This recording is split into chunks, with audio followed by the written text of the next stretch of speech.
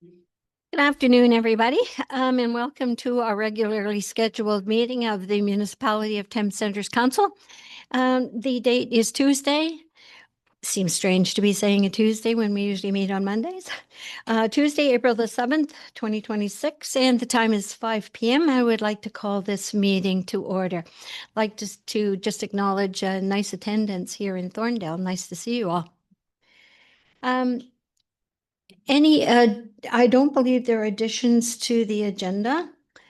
And so as a result, I wonder if I could have a mover and a seconder to approve the agenda as circulated. Councillor Heeman and Deputy Mayor Smybert, all in favor? And that carries. Thanks. Any disclosures of pecuniary interest from the members of council? Okay, seeing none. I have no announcements, particularly if any member of council has anything they want to bring up to the community. Okay.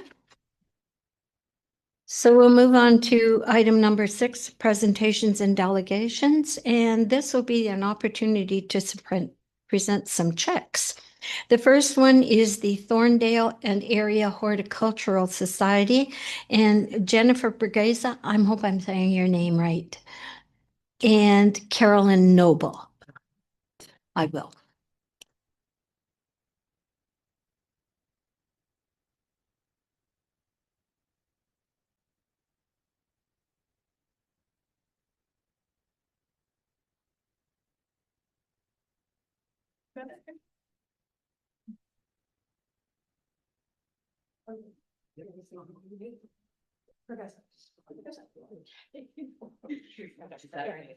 Jana has. I know, but there's 11.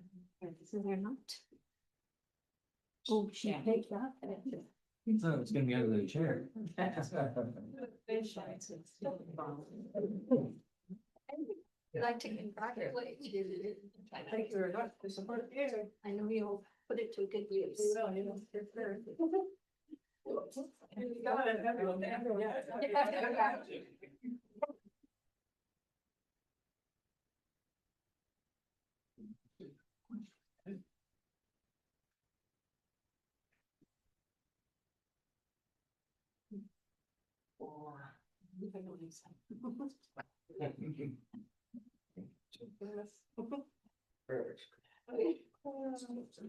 Thanks so much.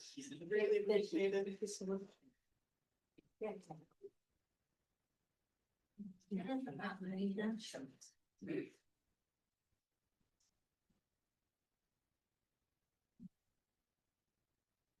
And the next one is to the Lions Medical Trust, Alan Payne as the chairman.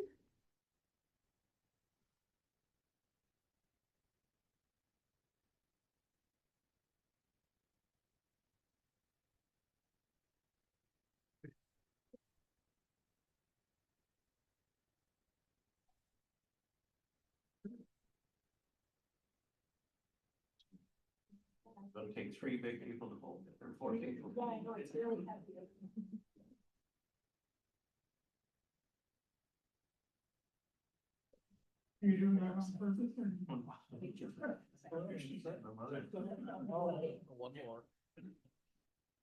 Okay, 3, 2, 1.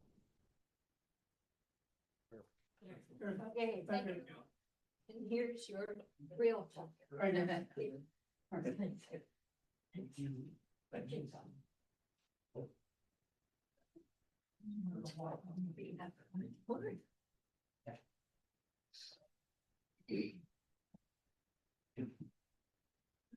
And the next one is to the Thorndale Agricultural Society. So Patrick Duffin.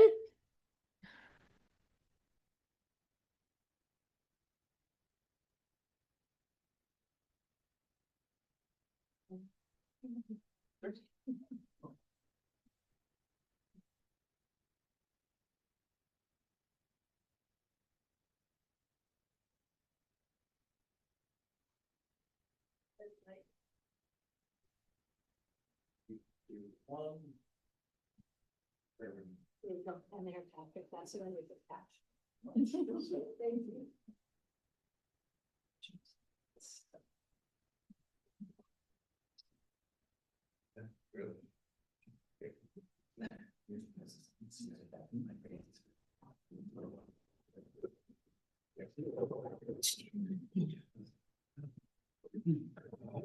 Okay, the next item on the agenda is number 7, a public meeting regarding drainage.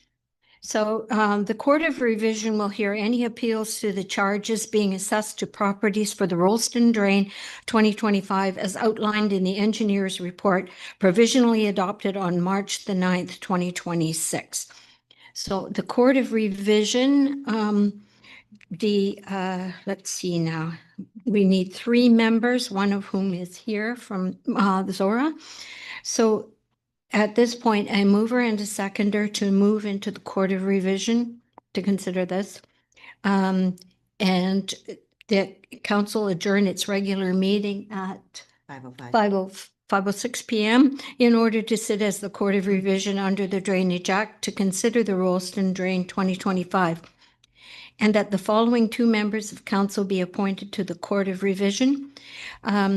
Councillor Tom Heeman and Deputy Mayor Michelle Smyberg, and that Councillor Paul Mitchell be appointed to sit as a member of the Court of Revision as a representative for the Township of Zora, and that Thames Centre Council member Michelle Smyberg be named Chair of the Court of Revision. I'll move her into seconder, please. Councillor Lockie and Councillor Heeman. All in favor? And that carries. Thank you, Mayor McMillan, and welcome Paul Mitchell from Zora Township for attending this afternoon. So as the mayor had mentioned, the Court of Revision is for the Rollston Drain 2025. And I'd like to ask the clerk to confirm any appeals that we received before the deadline. Thank you. We did receive an appeal from Mr. James Crane. It was appended to the agenda. And as of that time, that is the only appeal we received. Great, thank you. And so secondly, I'm looking for a call for late appeals. So does anyone want to provide an appeal? And if you do, can you please step forward to the microphone and state your name and the reason for the appeal, please? I am Jim Crane. Do you want me to talk or? No. No, sorry, we've received your appeal already, Mr. Crane. Thank you. Yep, I think there was someone else in the audience. Yep, come forward. Denise Fluttert. I did submit an appeal this morning, emailed to Travis. I don't know if it was forwarded on. We did receive the appeal as it's after. The Court of Revision still has to decide whether they want Okay. to hear it. They do have a paper copy, however, of Okay. that appeal. Okay, thanks.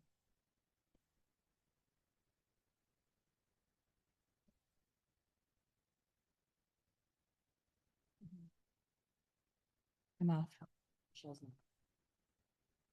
Oh, it's working now.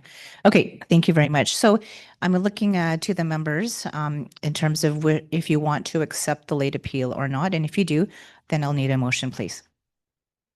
Councillor Heeman, I would move to accept the late appeal.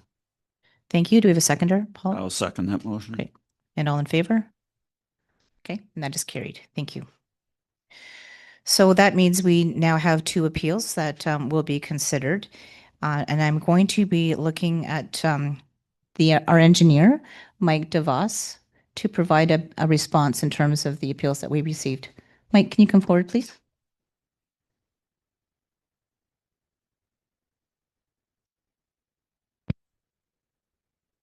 Okay, thank you. Yes, typically, as part of the Court of Revision, it would be my job to explain how the assessments were calculated and show the court and the appellants the method that's done and why we assessed it the way that we did. And so I do have copies of a breakdown of those calculations, and I'll pass them out to the court and to the appellants. And then I'll go through them verbally and explain the method and why we've done what we've done.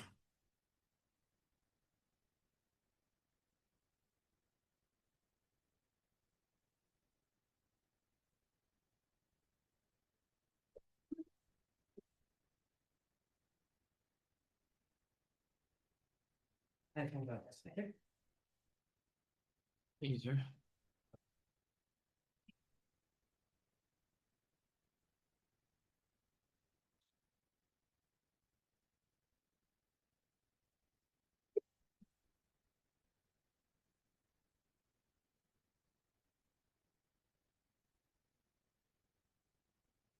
So the calculations themselves are approximately 8 pages long. We use basically a standard method that's used by most engineers in the province. It's referred to as a modified Todgham method.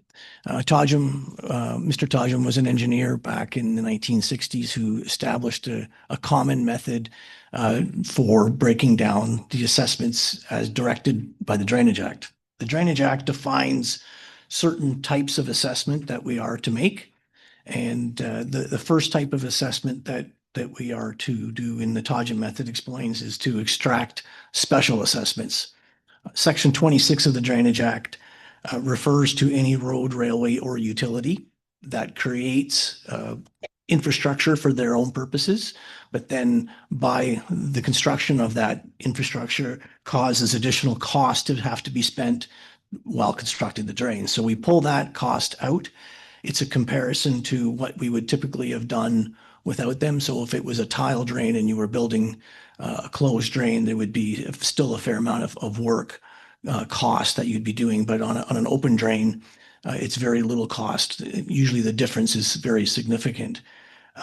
So that is what's being done first. The other thing that happens is we look at the drain itself and we break the drains down into sections that would be different or have different type of work, or the assessments might need to be looked at separately. So for this drain, we did break the drain down into 2 segments. The lower portion of the drain, which includes the Humphrey drain. The Humphrey drain is a large open channel that comes from Zora. It comes from north of Dundas quite a ways. It comes down towards Tempsford and then heads west, kind of parallel to Dundas Street, and then south to meet the drain just north of Trafalgar Street in the Crane property. It has quite a large area, and then so there's another area upstream of that that's still part of the Rollston that does not have any of that other area in it.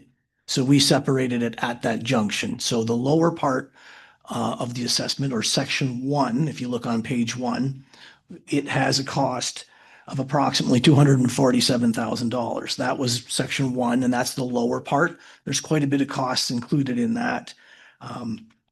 It has it's a fairly flat grade with poor soil in it.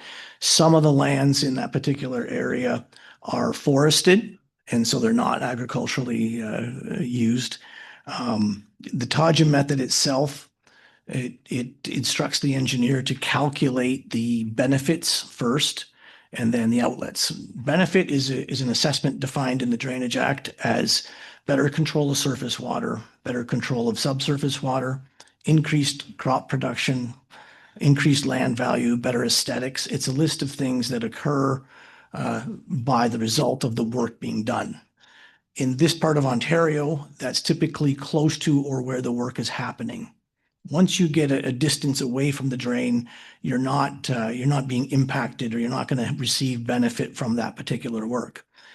So we break it down in the Todgham method instructs us to break it down by proportion of the cost. We take a certain proportion of the cost and distribute it as benefit to those properties that will be benefiting. The remainder of the cost is then distributed as outlet.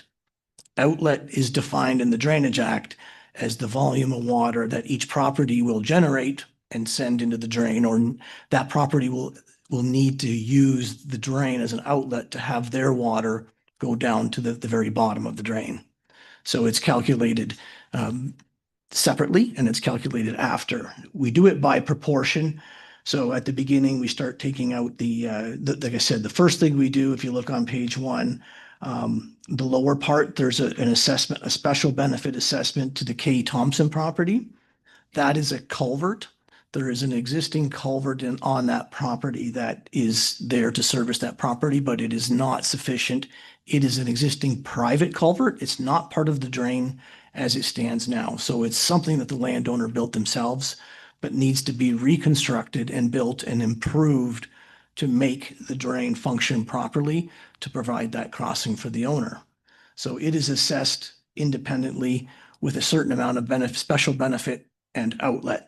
Because the owner had installed the drain, the culvert himself privately, and were utilizing some of that infrastructure, and that crossing is there strictly to provide access from one side to the other.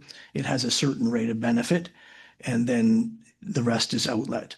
The other thing that happened during the project here was on Dundas Street, there were some engineering costs that were spent as a request of what Dundas Street requested us to do. And so then we included that cost as a special benefit. They chose not to proceed after spending some engineering looking at their crossing. They chose not to proceed. So it's just a special cost. We spent some engineering on their at the request. So that is a one-time cost that would be assessed to them. That left the regular cost of around 195,000 on the breakdown sheet that you have. And as you go through, we assess benefit to each property as we're going through along the course of the drain. The rate of benefit, and it's done by proportion. You take a certain proportion of the cost and assess it as benefit. The remainder is outlet. It depends on the land use. Like I said, there's some areas on this drain that are not agricultural. They're forested bush lots that aren't utilized in the same fashion as agricultural. Agricultural lands require depth to drain their land and have their fields stay dry, as well as transport the water efficiently without having it overtop the banks as often or frequently as what a forested land would. So forested lands were assessed to benefit rate. There still is a benefit to the property to control the water as it goes through. It was 17.5%. There's Elgin Road, which was about 40%. It's fairly high. The road is built up, so it doesn't need as much as what a farm would either. Then you get up to the K. Thompson property. It has a mixture of agricultural and forested lands. So it was 40%. And then you get to the top two agricultural properties in that section, being the Lewis property and the Crane property, and Trafalgar Street itself were in the agricultural area, and they were assessed a benefit rate of 60%. Those numbers are calculated and extracted. The Crane property is part of that. Its benefit at 60% was 24,250, and it would be a highlighted number on that breakdown. The remaining outlet cost of 145,000 is then distributed over the entire watershed. And if you go to pages 2, 3, 4, and 5, that is a list of how that 145,000 is then distributed over everybody that's contributing water as outlet. Not all properties pay at the same rate because not every property has water that would leave their property as fast as others. Land use will impact how quickly water runs off. An agricultural field is considered standard as most of the land is agricultural. Bush lots will not have water run off as fast, so they are lowered or they're factored down. A road or an industrial property would have more water coming off than compared to a farmer's field, so their areas are factored up. So we do make adjustments to how quickly the water's running off the property, as well as the amount of area that each property has going in. And so that shows that. So if you look on page 2, it ends up showing the breakdown for the Crane property as well as the Floodert property. We've highlighted them in yellow. The Floodert property is not in this section, so there's no benefit charged to that particular property for that section. It has an outlet assessment of $1,004, and this is on page 2. And then J&J Crane has the 24,250 that was calculated as benefit is shown there, and then $1,131 in outlet, for a total of 25,381 on that particular section. Then we do the same method and the same calculation for the second section, which starts at the Humphrey drain and goes up to the top of the work. In this case, the top of the work is partway through the Floodert property. That section there, if you go back to page 1, that section is a little over 100,000, about 101,000. Again, we break the cost down by looking at any special benefits in special assessments. In this case, we have Banks Road. We are replacing the road culvert under Banks Road. And so there is a cost for that. We look at the construction cost, the engineering cost, HST, all that is calculated and separated out. It is a total of $35,750 for that culvert replacement. Then the regular costs of $65,000 are assessed as a proportion to benefit and outlet to all the properties that are along the drain for that stretch. That would be the Crane property, the LeGroux property, Banks Road, and the Flutter property. They are assessed at a benefit rate of 65%, with the remaining cost at just under $25,000 as outlet to the upstream properties. So that is the method and the calculations themselves. There's some background information as well, but maybe I would ask if there's any questions on the calculations themselves from the court or from the appellants at this stage before I move on. I'm going to continue to make some more explanation, but for the math part of it. Any questions from the members? Paul, no? Tom, do you have any? No. You can proceed. Okay. So yeah, basically, there is background engineering reasons for why we're doing what we're doing and how those numbers are established. For instance, one of the appeals indicates that it's a large geographic area, and the whole watershed will benefit from this work. In fact, the only benefiting lands here are the low-lying lands near the work. The work is being done to help drain the water that's getting into the ditch from the adjacent lands more so than it is to try and transport it. We are making improvements beyond the original drains. This is an existing drain, and it has a current bylaw, it has a current design and a current profile. We are trying to improve the depth and the flow in the channel to better drain the land. Yes, the upstream lands do have to contribute to it, but the main purpose of this work is to have that drain work better through those properties. So there's a number of properties, agricultural, forest lands, roads that are along the work that will be benefiting. Once you get further away from the drain, those properties do not see any sort of improvement or benefit to their properties. The water will not flow off of their property faster. Their ground won't dry up quicker. Their water just has to flow from their property down through the drain to get to a legal outlet. So that's why it's outlet and not benefit. So there is a distinct difference there between that. For this particular area, the lands around the drain or close to the drain and adjacent to the drain are naturally low, and they are naturally in areas of poorer sandy soil, wet soil.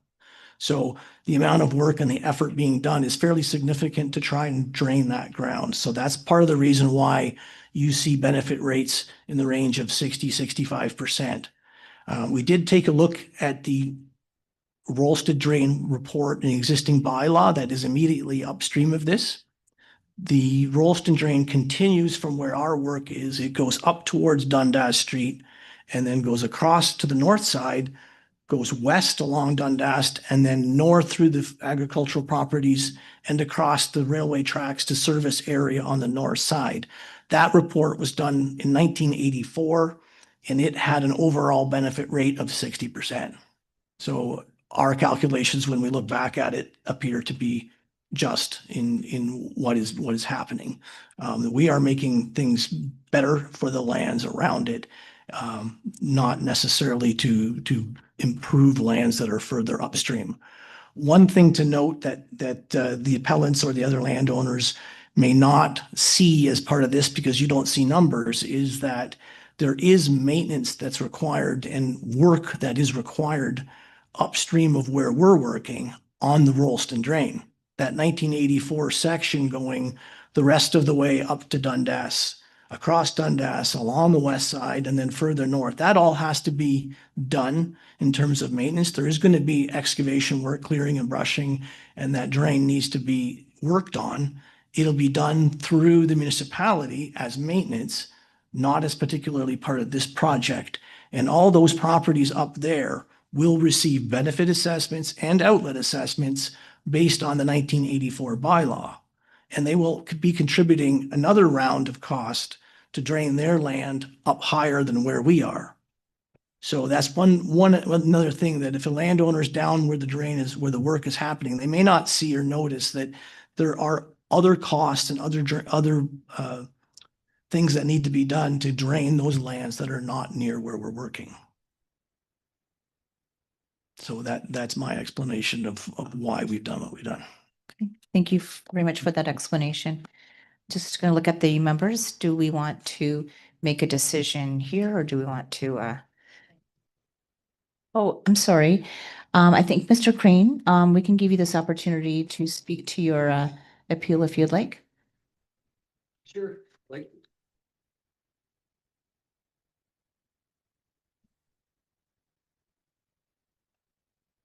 To start with, I've been involved with at least 8 municipal drains on farms, and Spreets have done them all, and actually I've been very happy with them till this one. And I'm just looking this paperwork over, and we were assessed it, we're gonna have to pay $19,593. Now it looks like we're at $25,831. Is that correct? Is that our new number? There's 2 different schedules that you have here. The one that you're looking at with what you have is called the Schedule of Net Assessment. Schedule of Net Assessment is a summary page attached to the report at the end. What it does is it shows the total cost of that particular property. So for like section 1 and section 2 combined. So your assessment of the total 340,000. It shows any grants that are available from the government. So as part of these projects, the Ontario government provides a 1/3 grant to any agricultural property. If you're receiving the farm tax rebate on your taxes, you're eligible to receive 1/3 of your assessment back. So what you're looking at is a $44,000 assessment total, Yes. which has roughly just under $15,000 in grant that gets taken off. And then we also, as part of the cost of these reports, we have to provide allowances for right-of-way and damages. So we have to assume that there's going to be crop there when the work is done, and we have to compensate the landowners for that. On this particular drain, there's about $10,160 compensation to the Crane property. So you're saying 44 minus 15 minus 10 comes out to be a net of $19,500. That's approximately the number of the invoice that you would receive at the end of the project if we build it exactly for the estimate, which takes into account the 44,000, which I'm breaking down, minus any sort of compensation that gets given back. Okay, well, why do we got this 25,000 on here then? That's one section. This is, if you look, this is section 1. Mm-hmm. That's your contribution towards section 1. If you go to this page here, it shows the other section, which is 19. So the 19 and the 24 add up to the 44. Those two combined make that number. Okay, I can see that. So it's technically, we're still gonna be paying we should have to pay the 19,000 it's over with. Yes, if Unless that thing goes over or under the estimated price. Well, I guess my, when I'm talking about this, people up farther upstream, if we block that drain of our place, they're gonna have water problems up north with or wherever. But we're taking their water, and I mean, everybody, that's the way municipal drains work. Water flows downhill.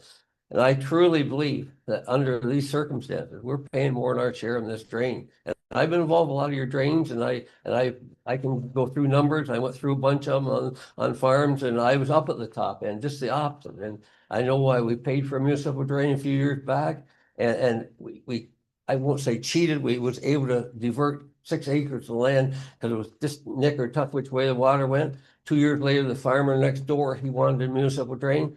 All they did on our property, they put 2 culverts in. We got, and that's 12 years ago. It was $6,000 just for the culvert. I mean, I think we're paying more than our share. you're entitled to your opinion, and that's why we have a court revision. Mhm. And you could voice your concern to the court, and they will have to make a decision. Well, I've given you the percentages there. I think they're very accurate. If you want to check my numbers, by all means do it. But we got less than 1% of the water going in that drain. about 9/10% out of the 100% of water that charged against that drain, far as our acres go. We have 20.28 hectares, and the whole drain's 2,300 and some odd hectares. So I think we're getting zinged pretty hard on it, to tell you the truth, but maybe you don't agree with me. But I tell you, I've done a lot of these drains. This is at least 8 times. And plus I've involved a lot of the railroad too, but we're not counting them. I'm talking properties that myself and John and I owned over the last 35 years. But that one's Thank you, Mr. Crane. Any Yep. members have any questions for Mr. Crane? Paul? Yes, go ahead. Yeah. Can I ask Mike a question or, okay. Mike, on the grants, and there's significant grant money here, is that a sure thing that, the province, if the township puts in for a grant application, that amount of money comes through? It's not you might get it, you might not, you might get a percentage of it. Yes, So that's a solid number. I have an explanation for that as solid as I can make it. Yeah. But what it is it is a voluntary grant by the Ontario government. It's not in the control of Thames Centre or the Drainage Act. So it's a voluntary thing. At any point in time, the government could cut it. It's been in place for 60 years. Mhm. They did cut it in 2004. When a new government came in, they decided they would cut it. At that particular time, when they made the announcement, they volunteered to pick up all of the engineering costs for projects that would die. So they said, okay, if people want to stop because there's no grants, you can stop at no cost to the particular owners if you choose not to move forward. It took about a year and a half of a lot of backlash and a lot of complaints from residents of Ontario. And then the government put it back in the end of 2005, and it's been in place since 2005. I don't foresee, or I haven't heard any rumblings of it being removed. The requirement is for each property is that at the time of the application, not today, not the date I submit the report, but at the time the application goes into the government, it has to have that tax status on its tax records to show that it's an agricultural property. If it is, then they're eligible for 1/3. That 1/3 is consistent and constant throughout. Okay, thanks, Mike. That confirms my question on that one. Great. Thank you, Paul. Member Heeman, do you have any questions?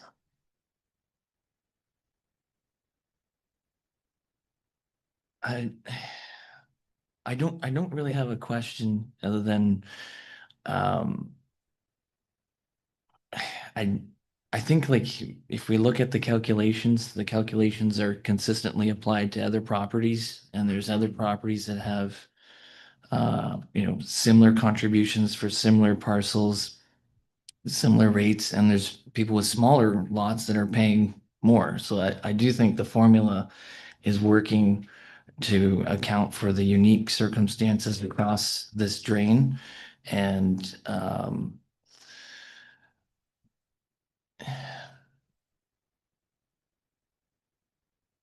yeah, and I think we gotta think why we're doing this when we,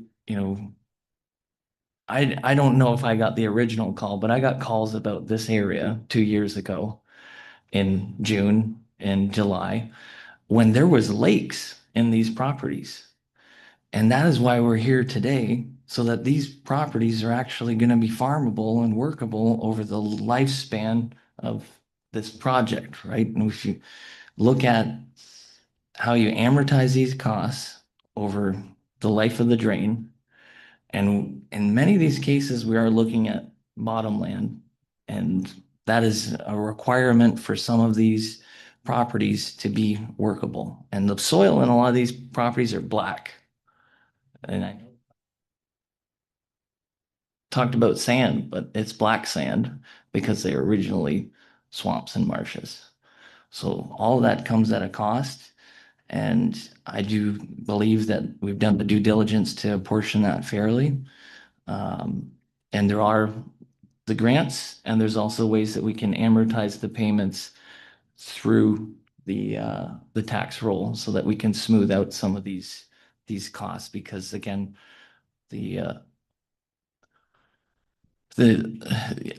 farmers are operating on thin margins, and these are big costs to the viability of an operation or even the rent basis of a farm.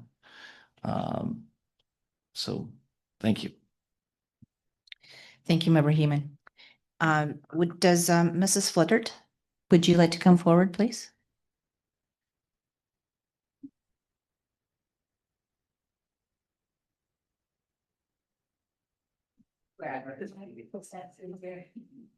Thanks for the explanation. That helps with a lot.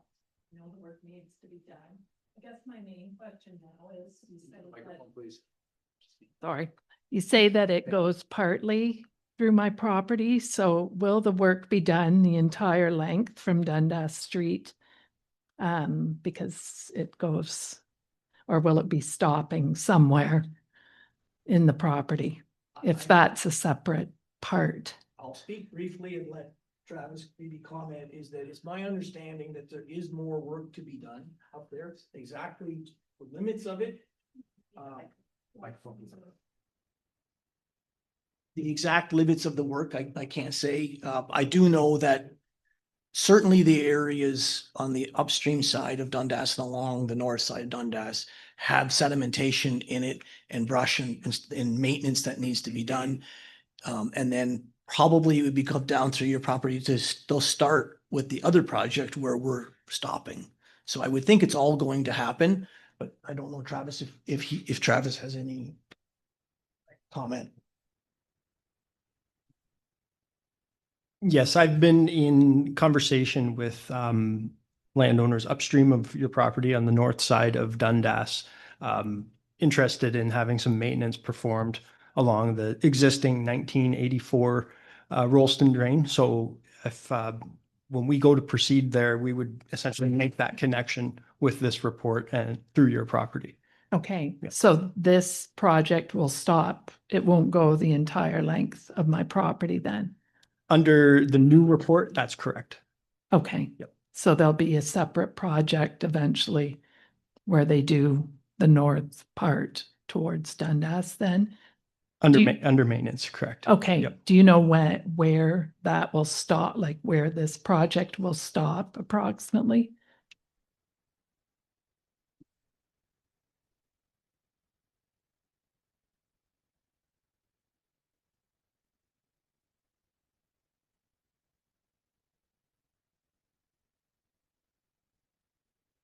Just judging by eye, I think it's approximately 60% of the way from where it comes into your property from the Lagoo property up towards Dundas. Okay, So okay, all right. I think all my questions have been answered. Thank you very much, Mrs. Flittert. Okay, how would the members like to proceed?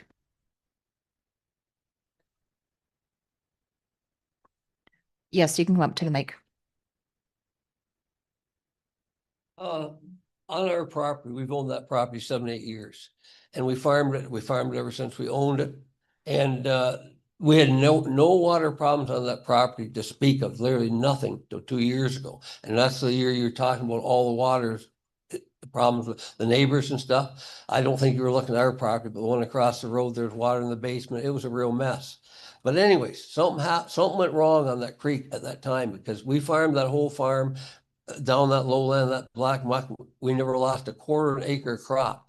And this year, the water's right back the way it was. It's as bad as it was 2 years ago, getting close there right now. It'll be weeks before that's dried out. There's a problem down the line there. There's got to be beaver dams or something's blocking that water. Don't get away, because it just don't happen.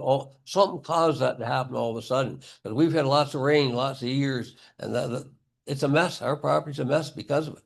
Something's blocking the water.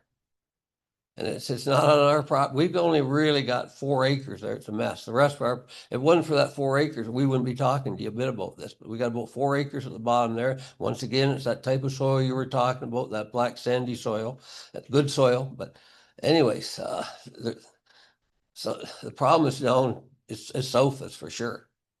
And I don't know if you've been over there by there the last few days, but you'll find, or certainly if you take a drive by, you'll find out what a mess it is. And but something caused that in recent times.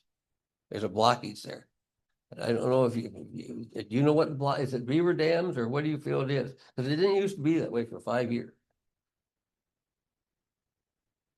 Our findings show that it's a combination of sedimentation. The channel itself, it has steep slopes in some areas. The black bucket's not maintaining itself in terms of the stability. So the side slopes are caving in. There's also a culvert that's undersized downstream that doesn't allow big rain events to be transported through the culvert as efficiently as what it should. And back in time, when the project started, there were beaver dams there holding water back. They had since been removed. Maybe the beavers are starting to rebuild that we're unaware of. But beavers were an issue, and some of the cost of this report was actually the cost to take out the beaver dams. When we started, we couldn't even do our proper analysis of the channel until the beaver dams were removed when we first started a couple of years ago. So I think it's a combination of things. Yeah, thank you, Mr. DeVos, and thank you, Mr. Crane, for that. Okay, members, how would you like to proceed?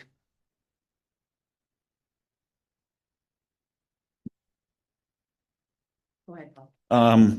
Yeah, I guess how we proceed is whether we go into private and have some discussion, decide what we're going to do, or just stay here. I was involved in another quarter revision in a neighboring municipality that had appeals, and we did go and had some private conversations, but I'm on your turf, and both of these appeals are not involving Zora residents, so I'll whatever the two other members want to do is fine with me.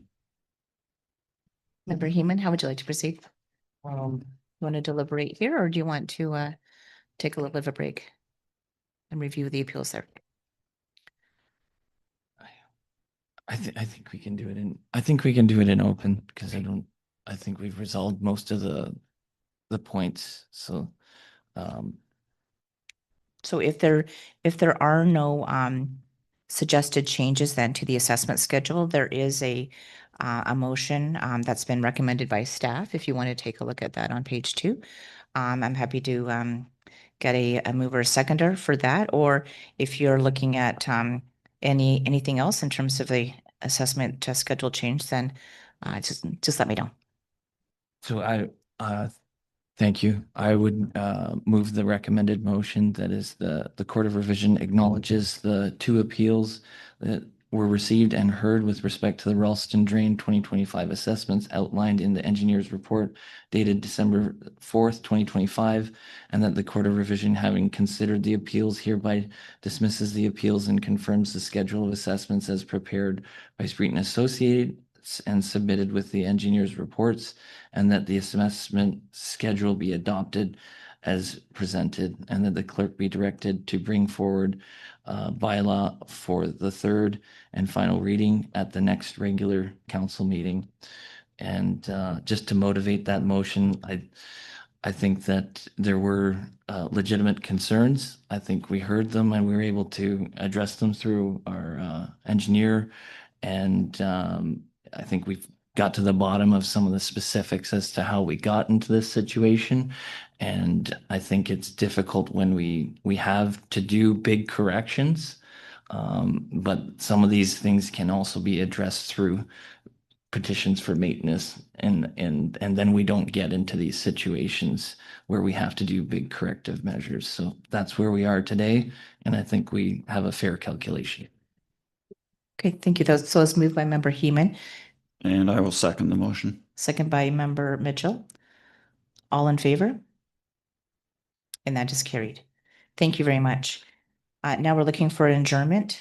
It is 5:44. 5:44. So I just need a mover and a seconder that the Court of Revision be closed at 5:44 in order to reconvene the regular council meeting. Moved by Member Heeman, seconded by Member Mitchell. All in favor?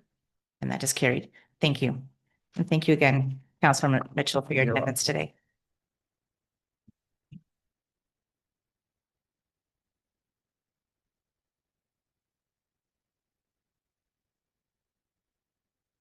I do anything?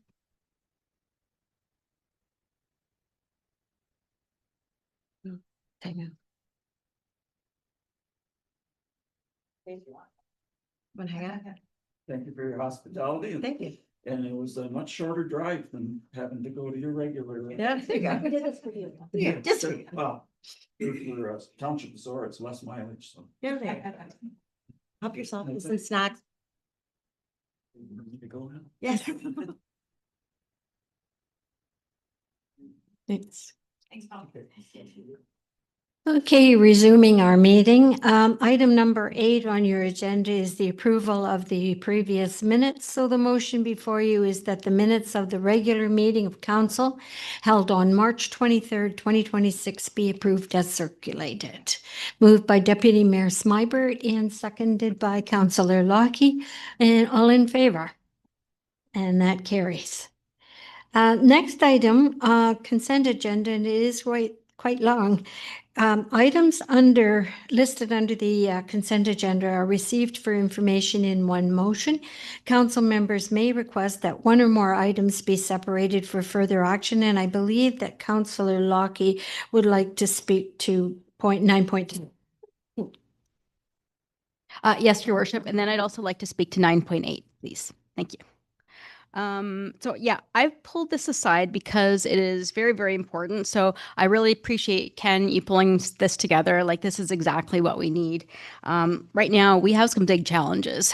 Like, the recreation reserve is negative. Our wastewater reserve is not in a healthy position. Plus, we're still funding the debenture from 2021. So, you know, as we continue to invest in infrastructure to support growth, having this in place, it will be key in preventing us from overextending ourselves. So thank you really very much for bringing this forward. The other one I wanted to bring up was 9.8, and I think this is great. So this is on 9.8. There is a link to a survey on the forest management plan. And so I encourage council and the public, and perhaps maybe staff can share it on their website, on our website, make it easy to access. So people can do the survey and, you know, have their say in our forest management plan for the county. Thanks, Councillor Lockie. Anyone else with anything else to pull from that the consent agenda before we move on? Okay, so in that case, that the mover and the seconder, that consent agenda items 9.1 through 9.20 be received for information. Deputy Mayor Smybert moving the motion and seconded by Councillor Lockie. All in favor? And that carries. Next item is reports of departments. So 10.1 is PWDR 005-26, request to improve the Roger Wyatt drain, and we'll look to our drainage superintendent, Travis Pitt, to present. Thank you. Good evening, Council.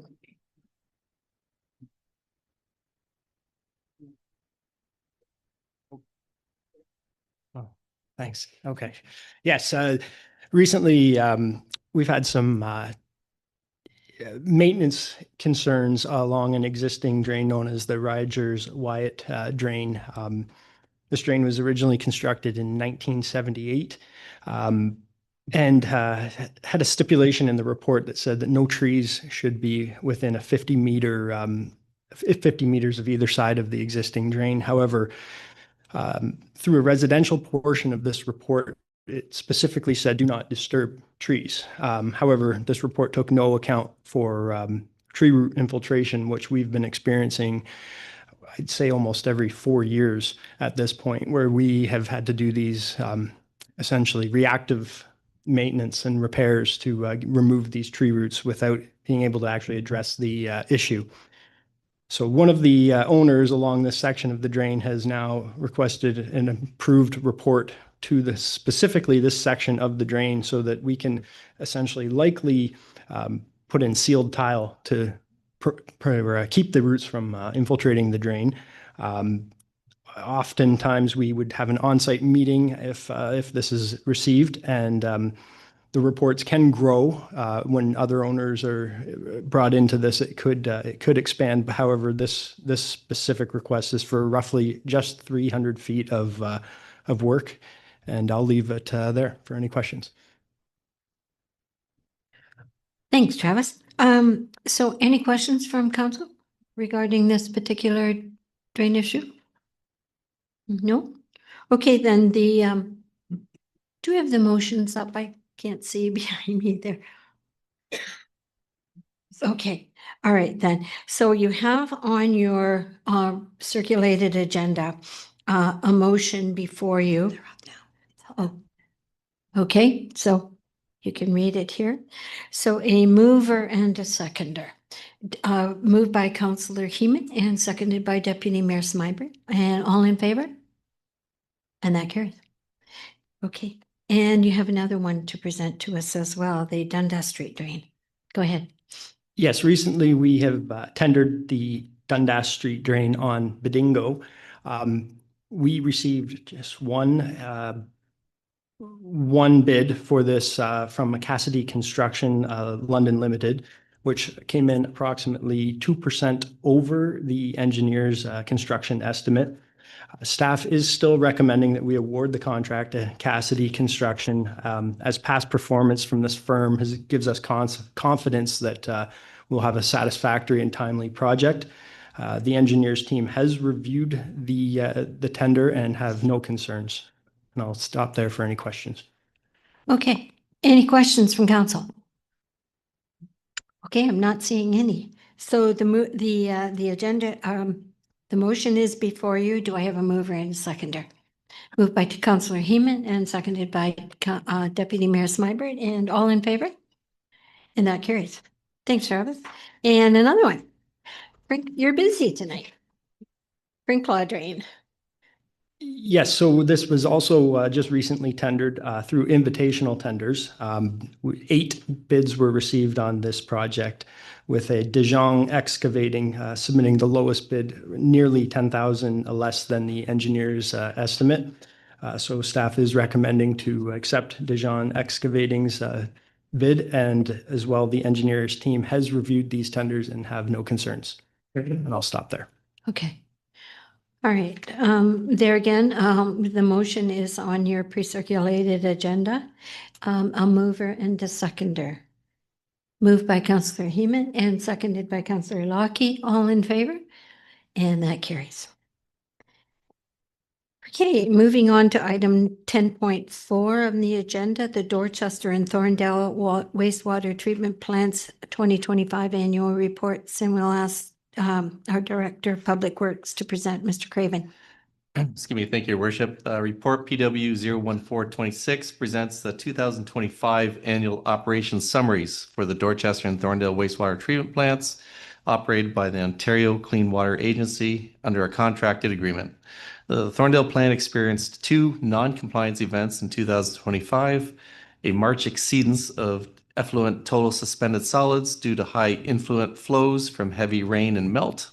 And on April 3rd, they had a bypass of approximately 1,980 cubic meters of raw sewage to the Thames River after a pump station overload. Both incidences were reported to the ministry. Dorchester had no non-compliance events. Overall, both plants met or exceeded most operational objectives for the year. If I have any questions, I'd be happy to answer them. Thanks, Director Craven. Any questions from council on the report? Deputy Mayor Smybert.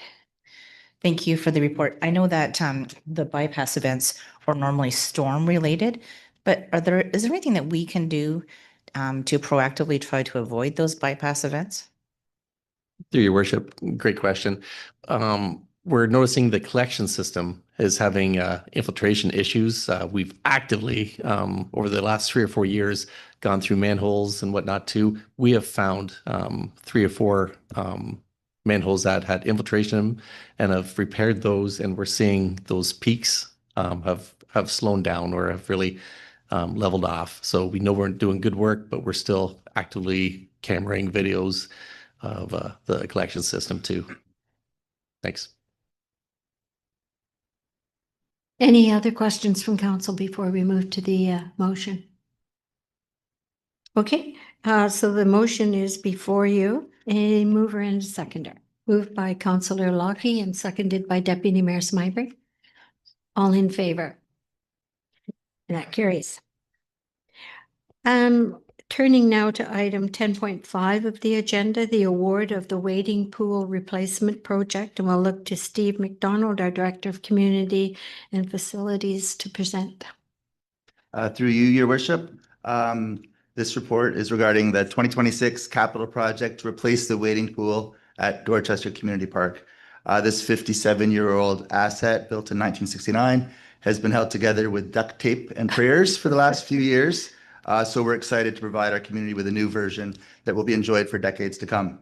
This 2026 project marks the first of many capital projects where the Community Services and Facilities Department is partnering with Middlesex County's Procurement Services team for proposal creation and execution. Josh White, the county's Procurement Services Manager, assisted us with this one and was fantastic to work with.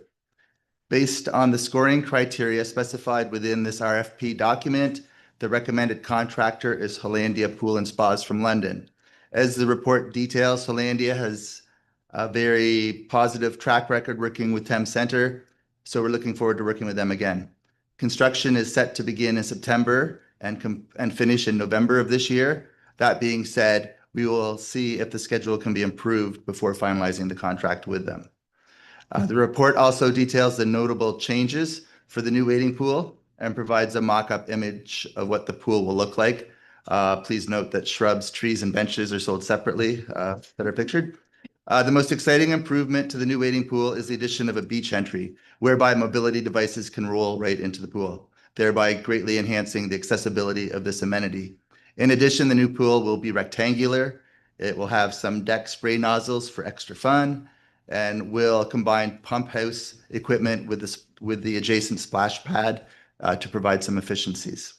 The total cost of Hollandia's proposal is $259,750 for the core project and an additional $8,750 for the provisional item, that being combined the two equipment rooms, for a grand total of $268,500 plus HST, which comes in $5,600 below the $278,850 budget that was set for this capital project. And I'm happy to answer any questions council may have. Thank you, Director McDonald. It's a nice design there. Any questions from council? Councillor Lockie.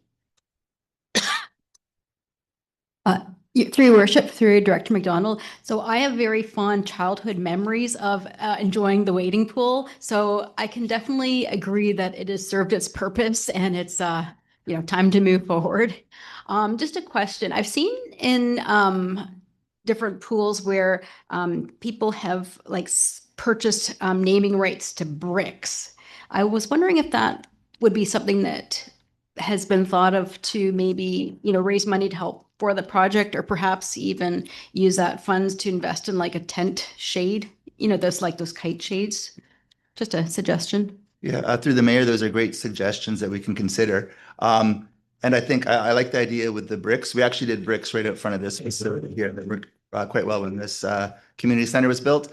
And if we were to do something like that at a splash pad, I'd be leaning towards those bricks being placed just outside the splash pad before you enter, just because over time bricks can become little trip hazards for little feet running around a pool. But I like that idea very much. And if that was to go towards the shade structure, that would be great. The new wading pool does include a small shade just for the lifeguard who is sitting there in the sun for countless hours. So that was something the community had suggested to me last year. So we incorporated that into the design. And the one other thing I thought I failed to mention, one real benefit we've found of having the wading pool is that it, as you speak with other municipalities with pools, outdoor pools specifically, so it's seasonal work, it can be hard to find and retain lifeguards. Whereas our wading pool, which does need to have a lifeguard at all times, but not a fully qualified lifeguard, allows us to bring up junior lifeguards that can put in a year or two there and get trained and become of age to then flip over to our full pool. So that gives them a lot more years of employment and has really, I think, put us at an advantage for staffing of the pool. Councillor Heeman. I too have memories of the wading pool. It's probably my first memory of Dorchester is going to the wading pool and then getting a Flintstones push pop at the 7-Eleven. So, and I think it's great that it's accessible. I think, that's a really good example of how doing the Dream Park has changed some of our thinking on some of these things. And when we have the opportunity, then we can make that extra difference. So, yeah, I think this is a welcome change and thank you for bringing it forward. Thanks, Councillor Heyman. And yes, I would echo that. Dorchester's pool and recreational facilities are superior. We should be very fortunate that we have a community with this kind of recreational facility. So the report before us, or I'm sorry, the motion before us, that report number CSF-006-26 be received for information, and that council approve the awarding of the wading pool replacement project to Hollandia Pools and Spas at a cost of $268,500, including provisional item plus HST. Moved by Councillor Heeman and seconded by Deputy Mayor Smyber. And all in favor? Thank you. And then another report from Director McDonald regarding the Thorndale Optimus concession stand agreement.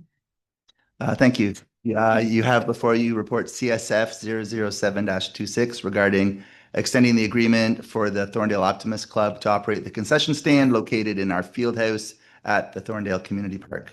The original agreement had a 5-year term and is now due for renewal before the upcoming spring-summer season. The Thorndale Optimus Club has expressed their interest in extending this agreement for another 5 years. My department has found the first 5 years of this agreement to go very smoothly. The agreement aligns with our Community Service and Facility Master Plan recommendation number 46, which involves working collectively with service providers. The only noteworthy change in the agreement extension is adding in the requirement for the Optimus Club to be responsible for the annual range hood servicing, which I made them aware of. This is required by the National Fire Protection Association standard for ventilation control and fire protection of commercial cooking operations. And I'm happy to answer any questions council may have. Thanks, Director McDonald. A question, Councillor Heeman? Just a comment. I think that, this arrangement has served the community well. The Optimists have been a big part of recreation and on these grounds. And, when you look at some of the difficulties we've had in the past in getting concessionaires in and staying in, I think they've provided an amazing service, and it makes it, if you're bringing the kids and you forget lunch, at least you got something. So thank you. Thank you. Anyone else? Nope. Okay, then. A mover and a seconder for the motion before you. Moved by Councillor Lockie and seconded by Deputy Mayor Smyber. All in favor? And that carries. So on again to another one regarding community pool passes. Have before you report CSF 008-26 regarding the Community Pool Pass program. This program was put in place by Middlesex County Library, launching it last year in Lucan, Biddulph, and Strathroy-Caredock. This allows families to go to their local library and check out a family pass for free public swims for a 3-day period. Offering such a program in Thames Centre would align with 4 of our Community Service and Facility Master Plan recommendations, and also aligns with 2 of the pillars in the London Middlesex Child Care and Early Year Services System Plan 2024 to 2028, with those specifics outlined within my report. Providing these free swim passes would not increase our operating costs in any way, as we are already fully staffed to allow for maximum capacity at the pool, so there's no extra staffing costs. The only financial impact would be lost revenue. However, this could be offset by introducing new people to our wonderful aquatics facility and thereby increase potential future attendance and future revenue. As with many recreation programs, the fees for swimming do not cover the cost of operating the programs, and the full cost is supported through the local general levy. Since not every local municipality within the county has a public swimming pool, future consideration for the county to financially support this county initiative in the lower tiers where it is available may be an equitable approach for all who have access. And I'm happy to answer any questions council may have. Thanks, Director McDonald. Any questions from council? Councillor Heeman. Just another comment. I know like we have a community member who works for the library, and I know she's been a big advocate of this program, and I think, you know, everyone deserves a childhood. And I think this is another kind of accessibility where we're potentially removing a barrier for people to participate. So I think that's a good initiative, and thank you for bringing it forward. Thank you. If there are no other questions, then mover into seconder for the motion before you. Moved by Councillor Lockie and seconded by Deputy Mayor Smyberg. All in favor? Okay. And another one, Community Services and Facilities Master Plan. And again, Director McDonald. I promise this is my last one for today. You're getting paid by the report. That's right. Okay. So big going out for McDonald's tonight, which I'll barely be able to afford. So this. We have a couple of sandwiches. Okay. This report provides a progress report on our master plan along with recommended updates to this department's master plan. As you will recall, this plan underwent a major review in 2023, partnering with Monteith Brown as our consultant. This update involved a deep dive for input from residents, staff, and council, being finalized in September of 2023. 2.5 years since now, we've been guided by this updated plan. You can refer to the pie chart within the report and the attachment to the report to see the progress that has been made to date on the 77 recommendations in the plan. To summarize briefly, 65% of the recommendations in the report are either completed or in progress, while 35% of the recommendations are yet to be worked on, with many of those ones being longer-term recommendations not intended to be started as of yet. These recommendations have been guiding my department's priorities, along with being a valuable resource for our annual budget considerations. This report also suggests and explains some recommended updates to the department's master plan, which I will summarize quickly now and then be happy to answer any further questions you may have on these items. The first recommended change and the most impactful one is updating our active parkland supply, which is found on table 2 on page 31 of the master plan. So updating that active parkland supply to include additional parklands currently not in the listing, those being 2 conservation areas, the Mill Pond and the Catherine Street conservation areas. Also adding the Boardwalk by Mill Pond Park area, the Thorndale Dog Park, as well as the green space around the Foxborough Subdivision Stormwater Management Pond. These additions to the parkland inventory increase our total parkland supply from 57.1 hectares to 89.7 hectares, and our service level thereby increases from 3.9 to 5.98 hectares of active parkland per 1,000 residents. This surpasses our goal of 3 hectares of active parkland per 1,000 residents in the official plan, and also surpasses the 5.0 target in the previous Community Service and Facility Master Plan from 2013. Secondly,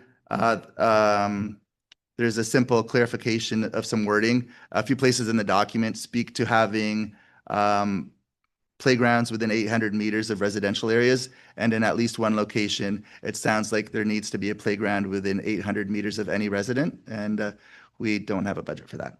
So want to clarify that, and nor is it necessary. Be nice for kids.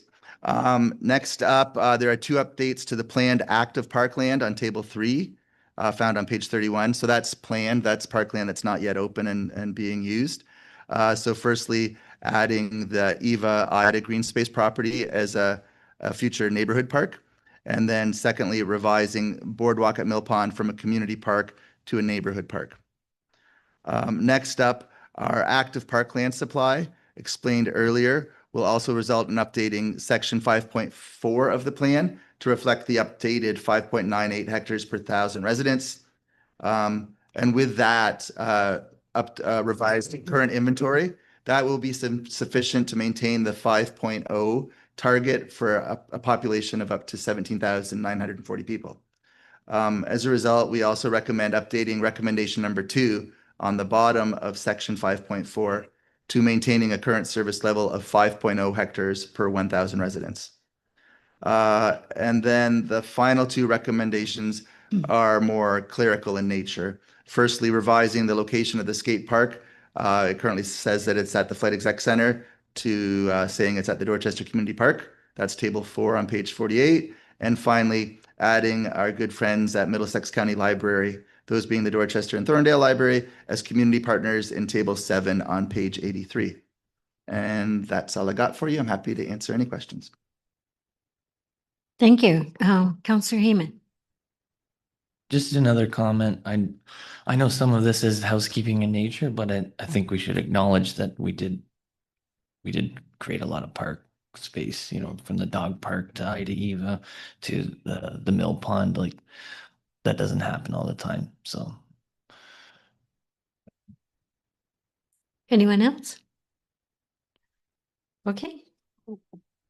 Just a comment, it's great to have plans, but it's great to see that staff's actually working on those plans diligently, but also updating plans. So just to make it current and making it better, I think, for the municipality. So thank you for doing that. I know that that's a lot of work in addition to all the other good work that you're doing. Thank you.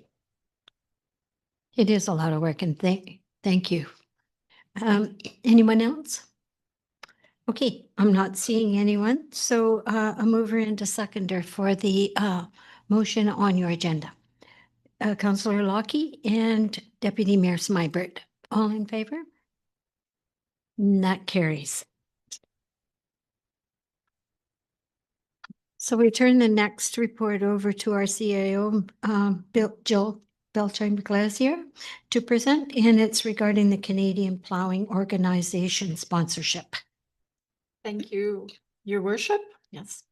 The CAO for the municipality of Adelaide Metcalfe advised CAOs within the county that there was a request for sponsorship for the municipalities, as this particular event is going to be hosted at a farm within Adelaide Metcalfe. So they're requesting the $1,000 donation from each of the local municipalities. So this is for your interest. If council is interested in making this type of a donation, we would take it from economic development and tourism budget.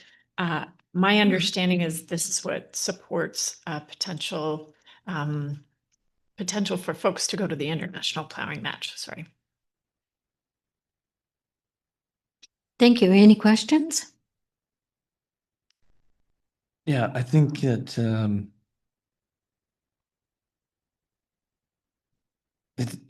we don't have any hotels, so it is questionable for economic development, but I do think we have members of this community that are passionate volunteers on the county association, and I think it would be good to support them. Are you moving the motion? Yes.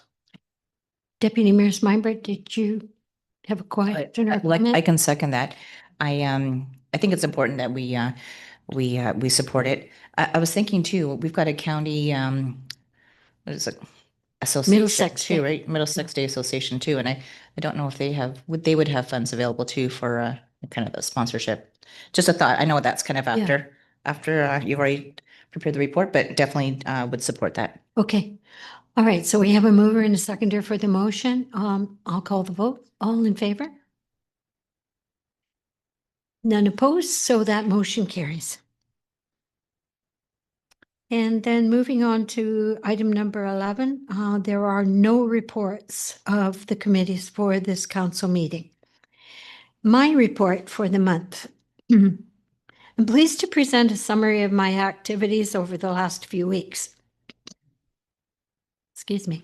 First off, the month was a little quieter than my usual schedule. Meetings over this period included our own Thames Centre Council, County Council, Thorndale Community Centre Ad Hoc Committee, a meeting of the UTRCA to discuss the residential land leases at Fanshawe Lake, attendance at the municipalities and farmland protection conference in Elora, accompanied by our Ward 3 councillor Chantel Crockett, a meeting at the Library Advisory Board, the Kettle Creek Advisory Board, including meetings surrounding the proposed amalgamation of conservation authorities, an informal meeting with Doug Terry for a general conversation regarding their development plans in Dorchester, and an opportunity to receive the EASE grant, which provides funds for a wheelchair swing for our ever-growing Dream Park, and a time to recognize an incredible group of volunteers who give so generously of their time to make this space very welcoming and inclusive. And I must say, they are great grant writers. Thanks to all, and thanks to Minister Flack and the Government of Ontario. So following some administrative changes of late, I'd like to welcome some new members to our administrative team. Our new Treasurer, Director of Finance, Ken Clark, is with us this evening. The return to Thames Centre of Nicole Bowery as our new Deputy Treasurer, and our new Human Resources Manager, Cindy Barwick. Sadly, one of our long-term employees, Sherry Riesdahl, has retired and has left the utility billing functions in the capable hands of Jacqueline Smith. Thames Centre is growing, council is busy, and we have a wonderful complement of staff to support not only council, but our residents and businesses. We're building a great team here that perfectly places us in a good position for the future. And that is it. No unfinished business and no notices of motions I'm aware of. Any new business? Okay, bylaws. A mover and a seconder that bylaws 33-2026 and 34-2026 be read a first, second, and third and final time and be adopted. Deputy Mayor Smybert and Councillor Lockie, all in favor? And that carries. We're going to be going into closed session shortly, but just before we do, I just wanted to announce that the next meeting of council, regularly scheduled, is Monday, April the 20th at 5 p.m. back in the chambers, and followed by Monday, May the 11th at 5 p.m. also in the check. And just one other thing there, for anyone who's interested, the clerk has been working very hard on arranging a candidate information night. So that's already advertised on the municipal website. I think it's going a little further than that. The date is May the 4th. Yes, 4th and 6th. May 4th and 6th. There will be one in Dorchester and there will be one in Thorndale as well.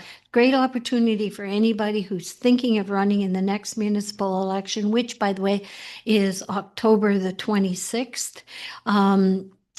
You can put your name forward as early as May the 1st. But this is an opportunity for anybody in the community who is interested in knowing a little bit more about what's involved, what the process is, and an opportunity for you to consider throwing your hat in the ring. Okay, so we'll take a bit of a recess, but before we move into closed session. So council will now be moving into closed session, for which there will be no live streaming. The live stream will resume once the closed session portion has been completed. So a mover and seconder to move in at 6:19 p.m. Deputy Mayor Smybert and Councillor Lockie, all in favor? Okay, and we'll take about a 5-minute break. Chantal's 15 minutes out. Okay. Well, council is back in open session, and during closed session, council considered advice that is subject to solicitor-client privilege, including communications necessary for that purpose. With respect to agenda item 19.1 FS-006-26 financial update and action plan, the clerk will advise if there is a recommended motion from closed session. There is no recommended motion. Okay.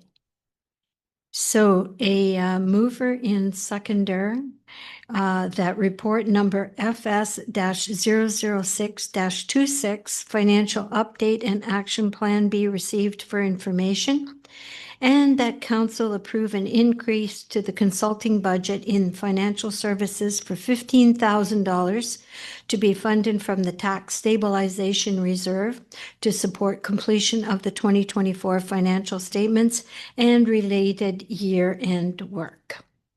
Moved by Councillor Crockett and seconded by Councillor Lockie. All in favor? And that carries. Confirmatory bylaw is bylaw to adopt, confirm, and ratify matters dealt with by resolution of the Municipality of Thames Centre. So a mover and a seconder that bylaw 35-2026 being the confirmatory bylaw be read a first, second, and third time and be adopted. Moved by Councillor Heeman and seconded by Deputy Mayor Smyberg. All in favor? And that carries. And an adjournment motion for 7:28 p.m. Deputy Mayor Smyberg and Councillor Lockie, all in favor? That's it. Thank you very much, ladies and gentlemen.